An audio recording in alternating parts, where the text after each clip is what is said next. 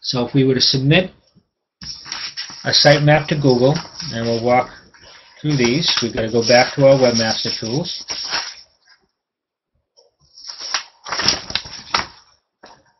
Just turning my notes over here because I'm going to lose this page.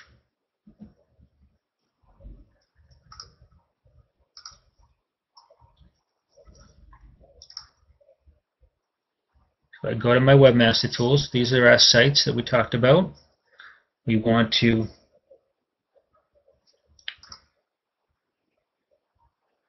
go to the website,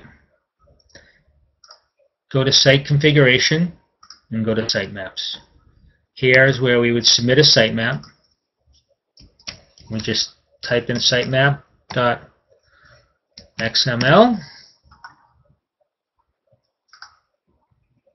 and the sitemap submitted. So it's as simple as that. If this were the first time I was submitting a site, URLs and web index would be 0.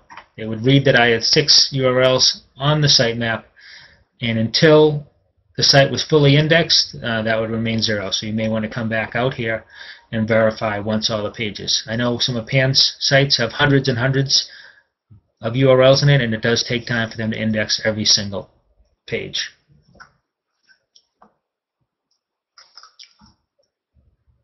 For Bing, it's similar.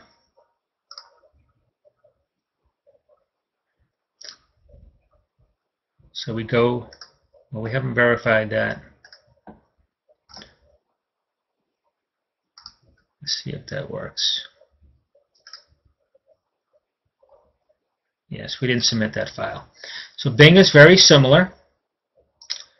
You go to the Crawl tab, Sitemaps, and an ad feed. So it's very similar to what we did in Google. So you walk through those steps right on the slide or right in the book, and you can submit to Bing and Yahoo the sitemaps. So sitemaps should be submitted anytime you add, remove, or rename a page on your site. And this happens all the time. People remove pages or rename a page, and they don't update their sitemap. So it's important that you do that. Some hosting companies, like I mentioned earlier, and development tools can be configured to automatically submit these for you. So I know I have HostGator for one of my sites, and they have an option that I can click on submitting sitemaps through Raven tools, and they'll constantly update the sitemaps. I personally like submitting them myself because I know what files are being submitted, I know the paths are being appropriately represented, and I know that all the pages are being submitted. So I always do this even for those hosting companies that say they will submit them for me. So this concludes the end of this section of the webinar.